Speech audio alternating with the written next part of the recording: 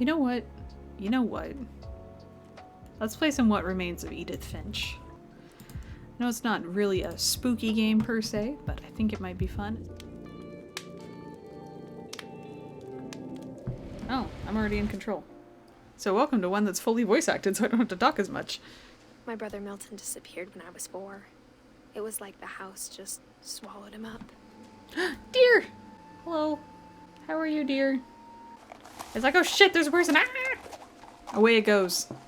That is... Excuse me, that is not a safe... As a child, the house made me uncomfortable in a way I couldn't put into words. Hot glue gun! Everyone needs a hot glue gun. Never doubt the power of it. For the first time in years, I felt like I was home. That is so much salmon. Oh my god, there's more salmon over there. That is so much salmon! What the hell? It was like a bomb had gone off, killing everyone but sparing the furniture. Oof. Even the fireplace had a story. Edie told me the bricks came from the original house, after it sank. After it sank. Mom always told me to stay out of the basement, so I wasn't too surprised when the key didn't fit. What even happened here? Like, that is my ongoing question, is why did everyone suddenly leave? After Milton disappeared, Mom sealed up all the bedrooms. Then Edie retaliated and drilled peepholes. So she sealed up the rooms like time capsules. 1944 to Barbara 1960. was a child star for 2 years, until America grew out of it. This family doesn't live long. Calvin, 19, lived to be 11. Whew. My Grandpa Sam spent 7 years sharing a room with his dead brother, Calvin. Oh, jeez. Lewis told me there were secret passages, but I never believed him. Oh, so this is what the key's to. Haha! Turns out, my mom was really good at keeping secrets. Now it was time to find out what my mom had been afraid of. Reading this, maybe it sounds like I had a plan. But I had no idea what was behind that door. Oh, we're in Molly's room. I'll be gone soon, but I wanted to tell somebody about what's gonna happen. It started when Mom sent me to bed without dinner. I woke up and I was starving, so I looked around for something to eat. Then I heard chirping outside my window. It was a barn swallow going back to her nest. And suddenly... Okay, I'm a cat! Hello! I am now a cat. I tried to be quiet, but the bird was really scared. All I cared about was eating that mama bird.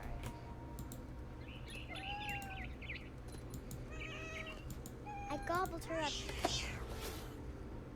And I fell. And suddenly, I was an owl. Okay, now I'm an owl. Okay. First, all I heard was the wind. Then I heard little teeth nibbling in the grass. I don't understand. Rabbits.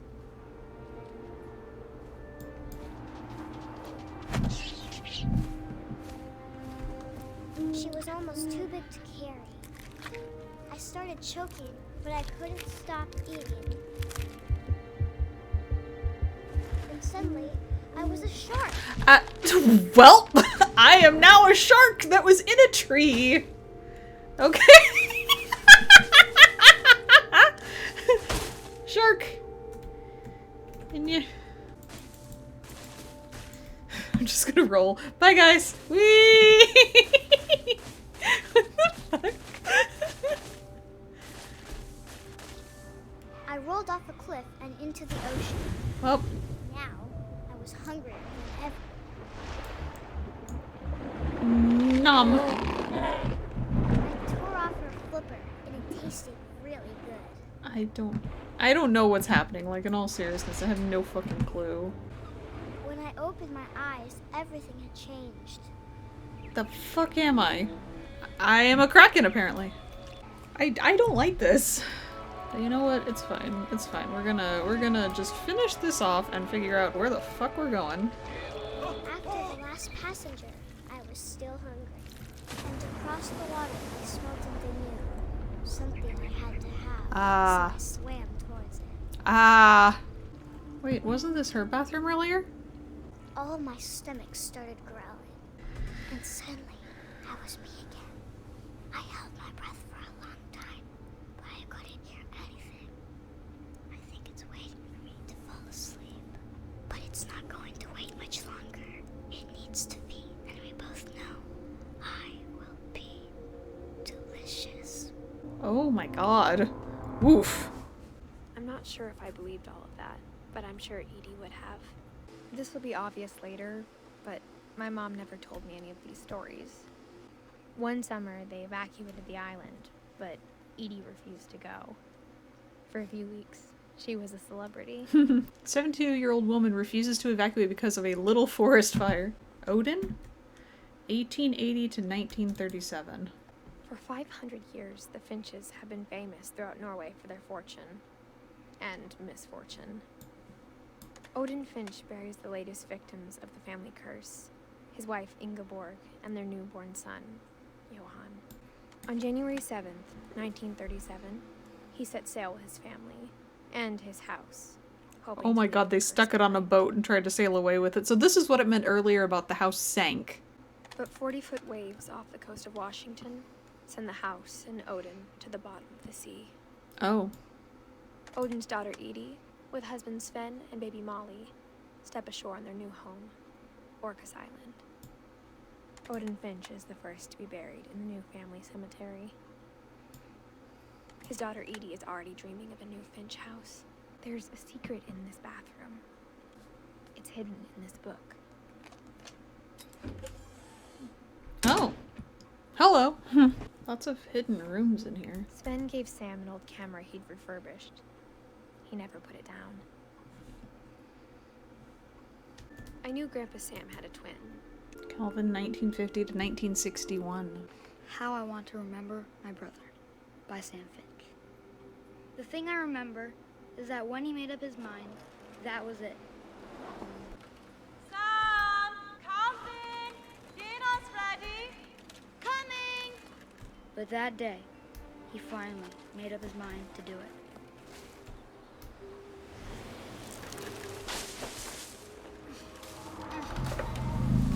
Whoa. The day he made up his mind to fly. And he did.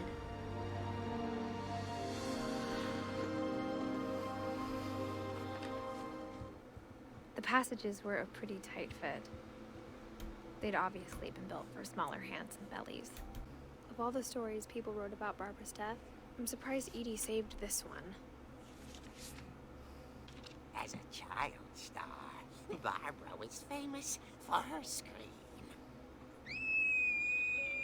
Now at 16, she was all washed up, a has-been. But in a lucky break, she'd been asked to perform her signature scream at a local convention for monster movie fans. Unfortunately, the scream hadn't aged well. Okay, I'm hearing frustration, but I'm not hearing terror. Why is your basement door locked? Because my dad likes making puzzles and secret passages. There's a key hidden in the music box. The secret is to keep winding and winding until finally the key pops out. Thanks, Oh. babe. I'll be back in a sec. 20 minutes later, Rick hadn't returned. Oh, I'm actually playing through these parts. What?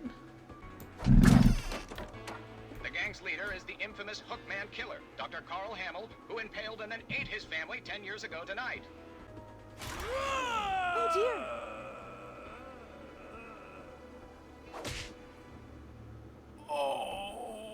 Rick? Barb, relax. I was just trying to scare you to help you find your scream. And you... She threw him out. Hours later, Barbara! Walter, what's going on up there? Ah! Walter had vanished, but his bedside radio was still on. Orcas Island police describe the man as 6 feet tall, with a steel hook for a hand. Residents are urged to lock all doors and windows and notify the police of any suspicious activity. Barbara turned, saw the Hookman, and was speechless. He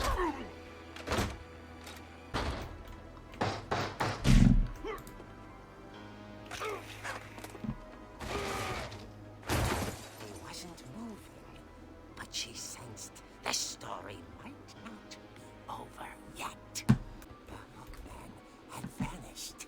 It was coming from inside the house. Then she saw what kind of monsters they were, and she realized what was about to happen. She was going to be famous. And with her final breath, Barbara Finch gave the performance of her life.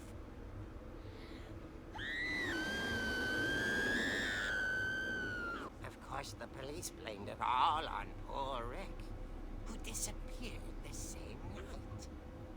Edie told me all Barbara wanted was to be remembered, as absurd as that comic was. Maybe what Edie saw was a happy ending.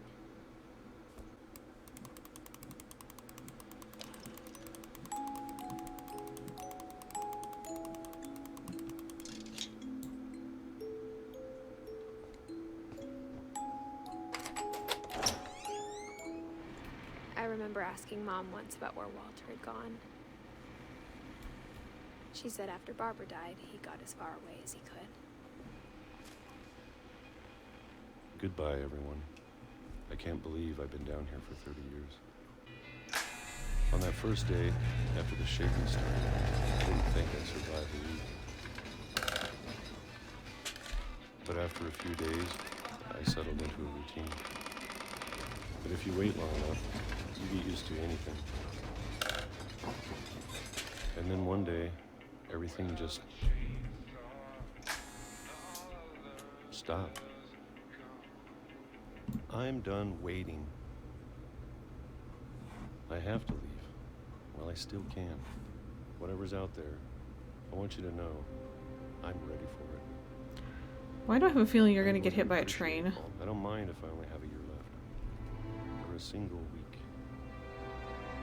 I'd be happy with one new day. I can already imagine the sun on my face. Oh! I called it. I called that one. Ugh. Walter died when I was 6. I can't believe my mom never told me he was down here.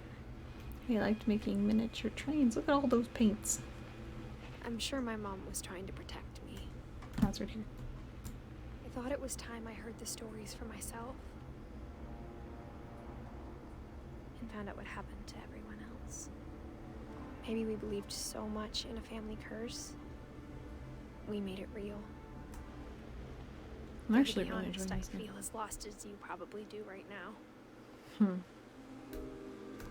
Molly, Calvin, Sven, and Edie. Walter and Barbara. Edie was the last one before my character, it seems. My mom was always trying to move on, but for Edie, the past never went away. She could see it poking out of the water at low tide. Edie said she dreamed about the old house every night. But the older I get, the more I can see where my mom was coming from. And there's Sam, Gregory, and Her dad had been pretty Gus. strict, but it wasn't enough to save her brothers. She was just trying to do better. This game is heavy. There's so many things I wish I could ask my mom now. Part of me thinks this is what she wanted all along. For me to come back someday and find everything out for myself. I never met Grandpa Sam, but I think he and my mom had a lot in common. I really appreciate this game, like in all seriousness. Mom said he got nervous being in front of the camera. I guess we're all afraid of something. Dawn, I promise, you'll never forget this weekend.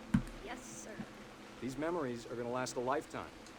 I will never forget this weekend, Dad. That's the spirit. Okay, got it. Dawn, don't you think you could find something more interesting to photograph? Maybe. Good eyes, Dawn. I caught a bird.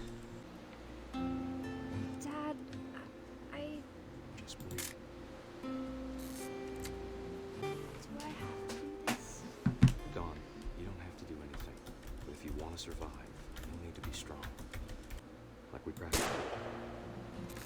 Great shot, Don. Oh, damn.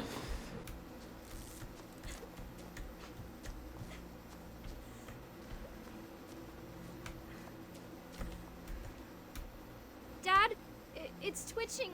I think That's it's totally normal, Don. Just focus on the camera. Try not to think about. Dad! Oh. Well. Vengeance! The dear god vengeance. Vengeful deer is vengeful and a deer. After Sam died, my mom and Edie got really close. They'd both lost a lot. Take a quick look around and see. Oh, little climbing wall. My mom moved up to the loft after her brothers died.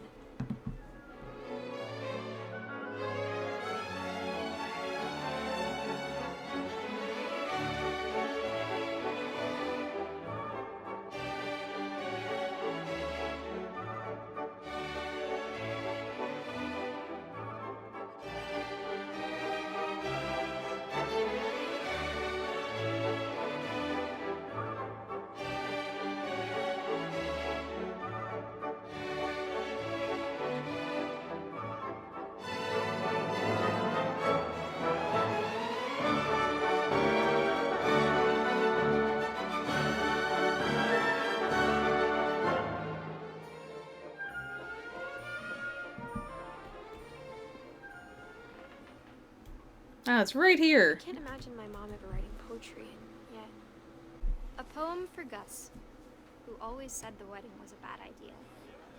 Our father never hit us kids, at least not very hard, before the day my brother said with teenage disregard that he'd be dead before he'd see a wedding in our yard. Come on, let me crash into the wedding party. Whoop. There it is. Remind me how to knock When the it time right. for photos came, Dad ordered him to Come here. But Gus declined, and as a sign held up his middle finger. Oh my god. The wind picked up, panicked geese appeared and quickly went. But all the humans did that day was go inside the tent.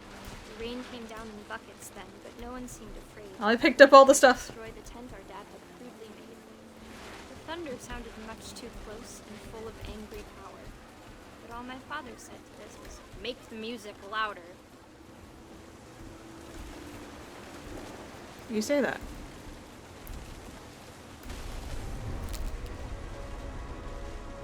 Well. I wish that I could truly say I thought about you on that day. Out there on the beach alone, just you, the wind, the sea and foam. But I didn't. Until we found you. So that was she never Gus. talked about him, but Mom told me once if I was a boy, they were going to name me Gus. Oh, right here. My mom moved to India a week after graduation and got a job teaching English. Lewis was born a year later. So we're going up here. When my dad died, I don't think Mom knew where else to go. I'm sure Edie was happy to have her back.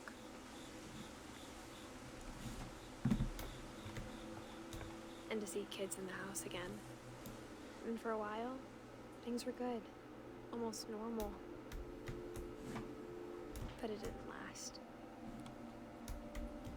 After Milton disappeared, the only thing he left behind was a room full of paintings.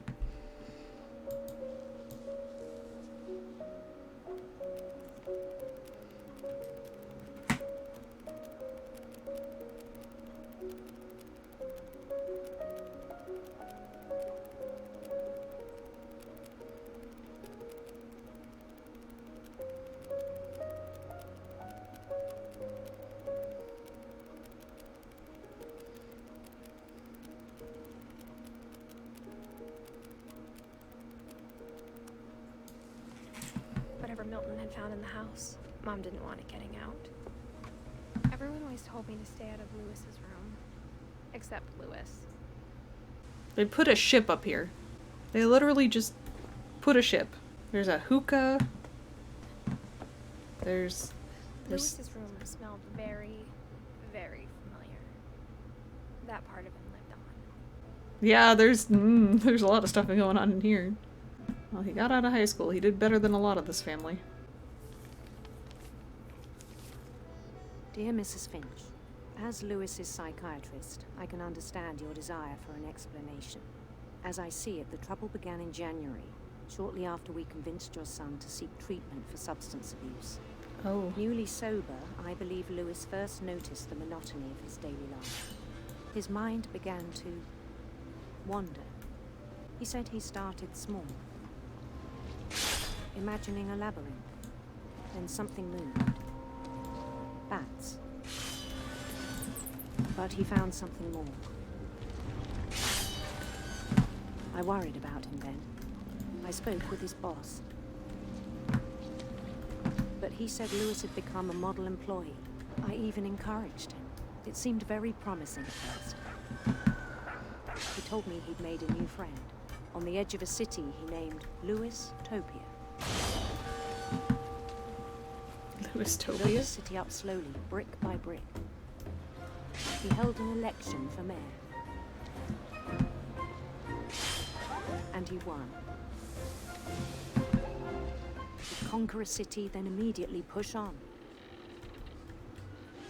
Even as his mother pleaded with him, part of Lewis kept sailing on.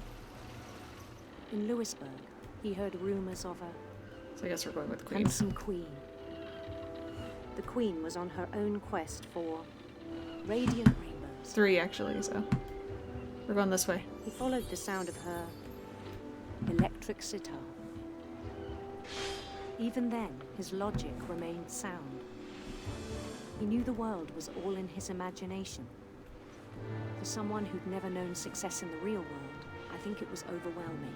And then it struck him that the real Lewis was not the one chopping salmon, but the one climbing the steps of a golden palace.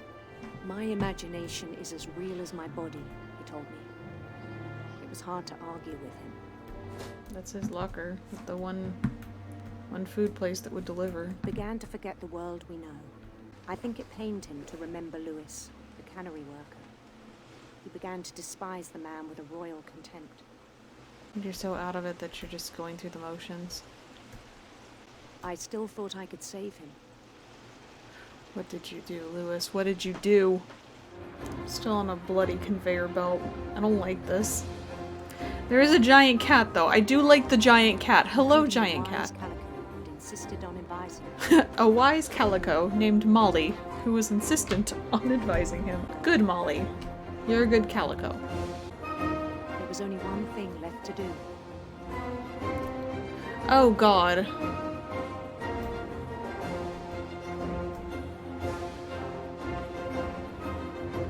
Oh, God. And the rest I think you know. Mrs. Finch, your son was a kind man who will be missed by all of us who knew him. Oh, God. Maybe I should have come sooner. All that's left now is to tell you about that last night.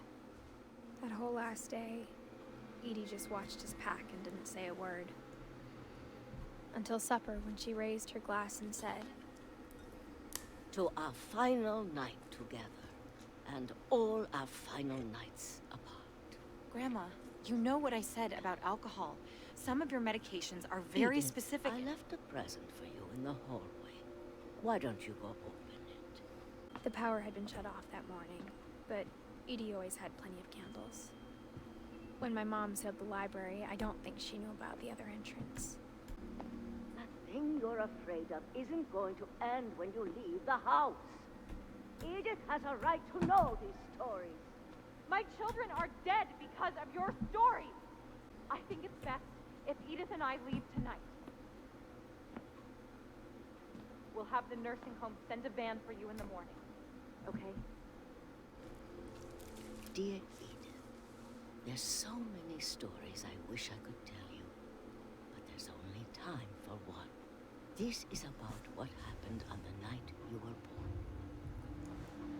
That night, the tide went way, way out. It was the first and last time I ever saw the old house aground. I've seen that house every day of my life. I started seeing things. That night, a lot of things came back to me. Or maybe I came back to them. Things I can't explain, but that I need you to try and... Edith, what are you doing in here? It's mine. Edith! Mom, you're gonna rip it! Let go! I kicked and screamed, but Mom dragged me to the car, and I never saw Great-Grandma Edie again. The next morning, the van came to pick her up, but she was already gone.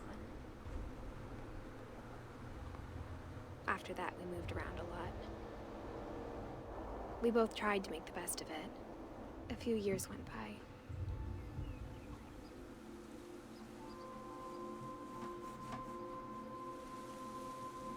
My mom didn't like to talk about it, but she started getting sick a lot. The rest happened pretty quickly.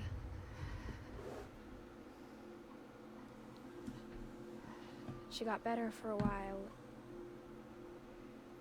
and then she didn't. And then I was alone.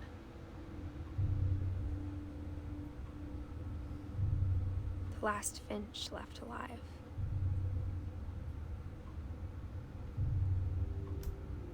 Until I found out about you. This journal was supposed to be for you. But now I hope you'll never see it. I just want to meet you and tell you all these stories myself. But I guess if you're reading this now, things didn't work out that way. This is where your story begins. I'm sorry I won't be there to see it. It's a lot to ask, but I don't want you to be sad that I'm gone. I want you to be amazed that any of us ever had a chance to be here at all. Good luck.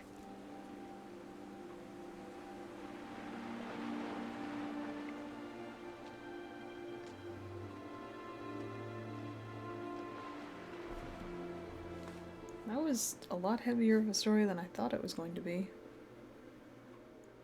I did enjoy the story though, in all seriousness. It was very interesting to basically travel through a house to figure out everything. There's a puppy! The puppy makes it better. It's Puppy. There's another pupper. I love how the entire team basically put photos of them together for this for when they were kids. It's a very interesting design choice. That baby is very interesting looking though. But yeah, so this was definitely an interesting game, even if it was strange. Some of the things that happened to the family members were never fully explained. Yeah, like what happened to girl who turned into cat, who turned into owl, who turned into shark on land. Which, I'm sorry, I still can't get enough of the fact that the shark was just rolling. That was actually really funny to me. I know it was a very strange sequence, but the shark just went and then just started rolling down the hill, and I'm just like, I cannot. So, otherwise, I'm gonna go see if I can find someone for us to raid. Thank you all so much for tuning in. Thank you all for hanging out with me tonight for our original technical difficulties and then making everything work for the rest of the evening. So, I will see you all then. Have a lovely evening.